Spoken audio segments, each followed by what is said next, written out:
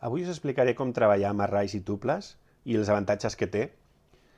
Um, Bé, és molt interessant aquesta manera de treballar, com vam veure en un vídeo anterior, i ens dona molta flexibilitat per poder afegir camps, per poder treure'n.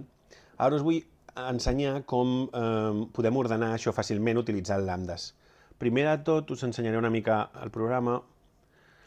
Aquests headers, aquestes capçaleres estan fetes amb Colorama, estan pintades en color gràcies a Colorama, que és un package que podeu instal·lar, i us ensenyo el codi que bàsicament pinta en blau, que és simplement això.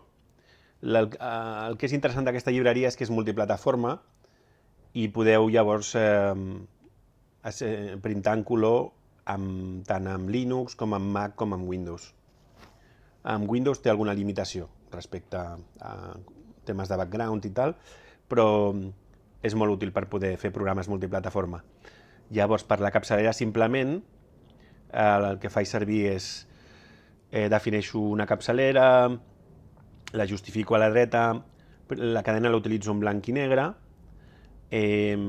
i després la passo a color amb el color blue que he creat a dalt, i després, pel tema d'aquests subratllats amb guions, el que faig és que repeteixo el caràcter igual tantes vegades com la longitud de la cadena blanc i negre.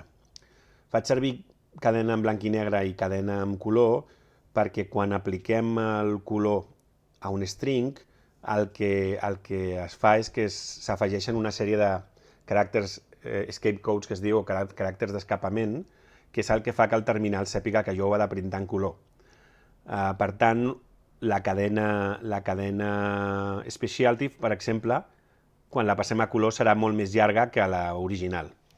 Bé, llavors, simplement, si nosaltres volem ordenar aquestes dades, podem ordenar-les fent servir lambdes, i he creat aquí una funció que ens ho fa una mica més flexible.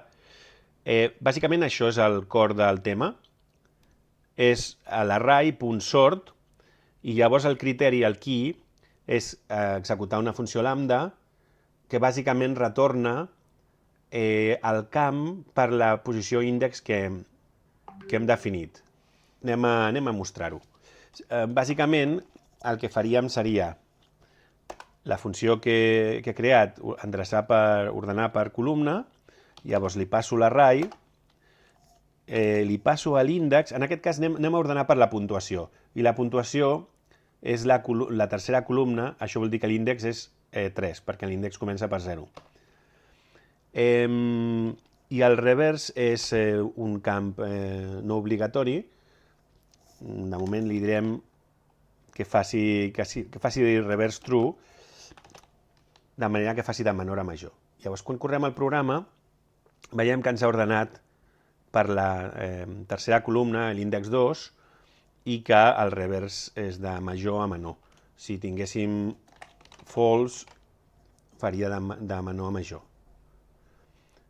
Bé, llavors, això és molt, molt flexible perquè, per exemple, podríem ordenar per l'indret. En aquest cas, per l'indret on es troben. Així tindríem València, Tarragona, Girona, Barcelona, Alguer, i si no ho fem revers, tindríem Alguer, Barcelona, l'Alguer amb accent a la A. Bé, això és un tema interessant, i és que com s'ordena utilitzant criteris d'encoding, per exemple, si mirem la taula ASCII, la lletra A majúscula és la 65, però la lletra A majúscula amb un accent obert és una lletra completament diferent. I llavors això ens dona un resultat diferent. Per exemple, si nosaltres féssim ort A, ens diria que és el 65. Ort ens torna el valor a la taula ASCII per aquell caràcter, però si nosaltres posem una A majúscula, veiem que és un 192.